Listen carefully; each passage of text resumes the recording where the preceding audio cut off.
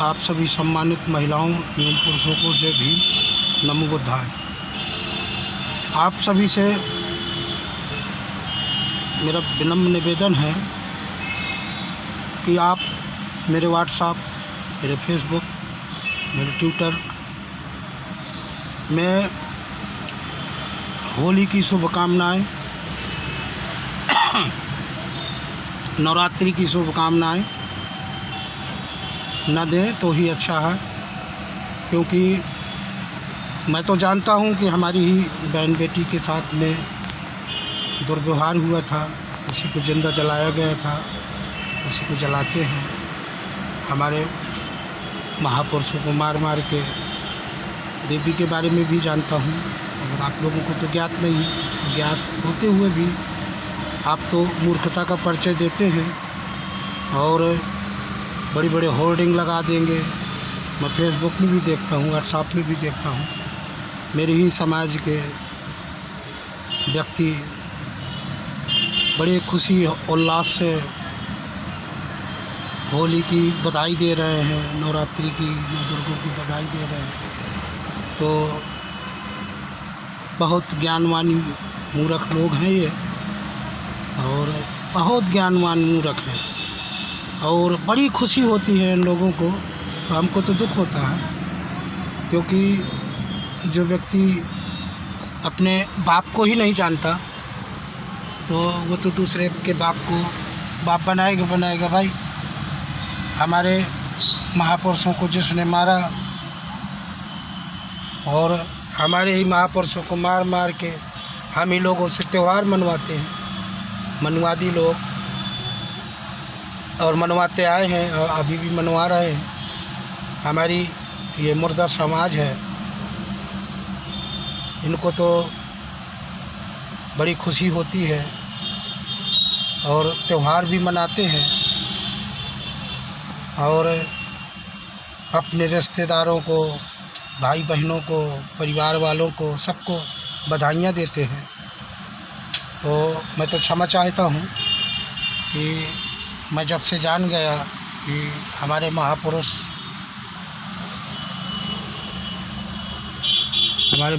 के ऊपर अत्याचार हुआ, धोखे से मारा गया, मार मार के हमारे ही महापुरुषों की बलि चढ़ाई गई। आज भी चढ़ाते हैं लोग, आज भी बलात्कार होते हैं, जिंदा जला देते हैं, कोई कुछ नहीं करता।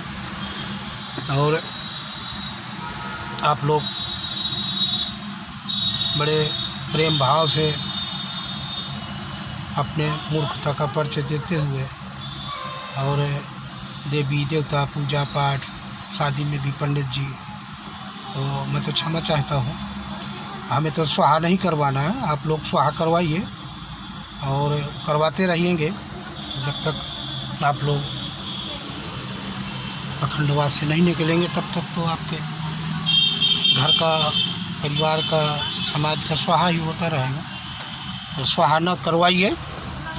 और मैं सभी से अपील करना चाहता हूँ, जयमूल निवासी बोल 85 से, कि हम 6656 जाति हैं, हम आपस में बटे हुए हैं, हमें आप में मतभेद है।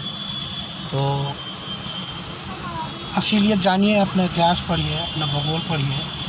और मैं कुछ ज्ञानवान महापुरुषों से ये भी कहना चाहूँगा, महिलाओं से एवं पुरुषों से, कि अगर आप लोग जानते हैं तो आप सामने वाले को तो समझा ही सकते हैं, परिवार को समझा सकते हैं, बता सकते हैं। एक बार बताइए, 2 बार बताइए, 4 बार बताइए, और उनके सामने अपनी बात रखिए। तो ऐसा नहीं है कि वो लोग आपकी बात नहीं समझेंगे या मानेंगे नहीं, और आप लोग भी समझदार हैं, और अपनी समझदारी का परिचय दीजिए। और हम लोग मनुवाद, अखंडवाद से बाहर निकलने की हमको ज़रूरत भी है, निकलना हमको चाहिए, तभी हमारे समाज का भला होगा, देश का भला होगा। और आज संविधान को गुलाम करके रख लिया गया। आप देखते भी हैं टीवी में, पेपर में, कि अब तो भाई ये है कि इंजीनियर बनना है, डॉक्टर बनना है, मास्टर बनना है, IAS PCS बनना है तो भाई अब वेद पुराण पढ़ने पड़ेंगे, क्योंकि शुरू में सोने का हल चलाया तो राजा जनक के यहाँ सीता जी पैदा हो गए। तो मैं क्षमा चाहता हूँ कि काल्पनिक कहानियों में ध्यान न दे के आप सत्यता पे आइए और अपने महापुरुषों के योगदान को मत भूलिए। हमारे महापुरुषों ने बहुत योगदान दिया है, अभी भी दे रहे हैं। और देख रहे हो कि संविधान को गुलाम करके पूरे देश की संपत्ति बेची जा रही है। उसी संविधान के सहारे से हम लोगों को घर में लॉकडाउन करवा के हमको घर के अंदर बैठा के पूरी संपत्ति बेची जा रही है और कोई हमारा लीडर ऑब्जेक्शन नहीं कर पा रहा है।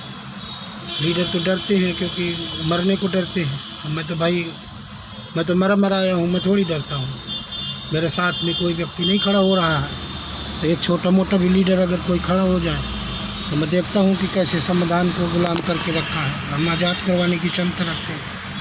आप थाने में किसी भी थाने में देख लीजिए, मंदिर ज़रूर बना होगा तो बाबा साहब की एक मूर्ति नहीं होगी। अरे थानों के अंदर फ़ोटो तो लगाते नहीं, ये मूर्ति कहाँ से होगी? मंदिर ज़रूर होगा। आपने ये भी देखा होगा अदालत में कि जज साहब गीता की कसम खिलवाते हैं वकील साहब उन लोग को, जो भी कहूँगा सच कहूँगा, गीता पे हाथ पर रख। अरे तो भाई गीता कहाँ है? संविधान में तो गीता का कोई उल्लेख ही नहीं है। गीता की कसम क्यों खिलाई जाती है? आज तक कोई लीडर ऑब्जेक्शन नहीं कर रहा है कि भाई संविधान की कसम खाएंगे या गीता की कसम खाएंगे। गीता है कौन? गीता का क्या काम है संविधान के अंदर? मूर्खता का परिचय दे रहे हो, मूर्ख बने हो और अपने आप को बोलते हो कि हम वकील हैं, IAS हैं, PCS हैं, डॉक्टर हैं, मास्टर हैं, चपरासी हैं।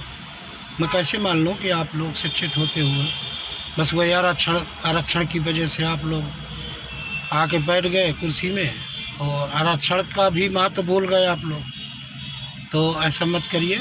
हमको पीड़ा होती है, हमको दुख होता है, हमारे समाज के साथ में धोखा हुआ। ऐसा मत करिए। आप लोगों को जागना होगा और अपनी समाज को जगाना भी होगा और साथ साथ अपने अधिकार के लिए लड़ना होगा। अगर अधिकार पाना है तो एक बार गरीब जन सुधार समिति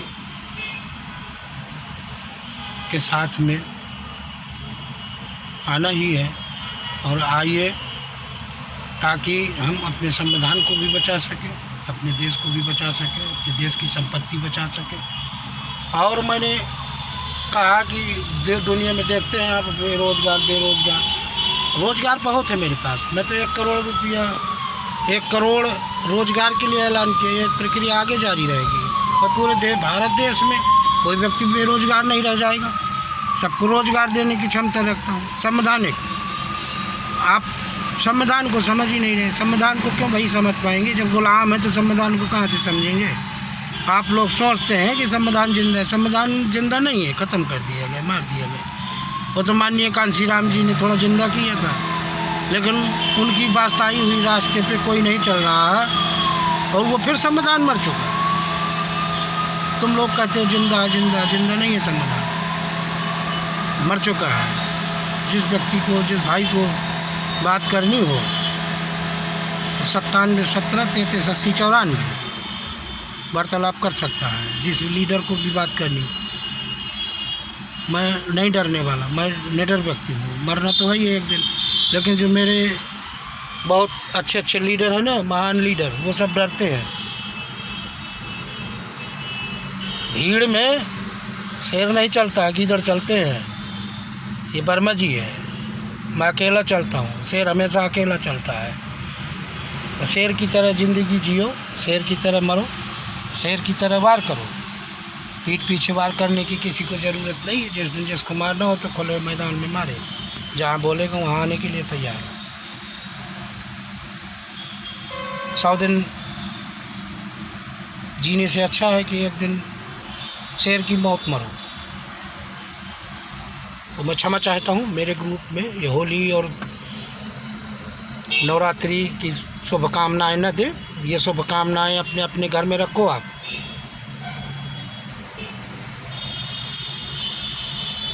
सभी सम्मानित महिलाओं को, सम्मानित पुरुषों को जय भीम, नमो बुद्धाय, जय विज्ञान, जय संविधान।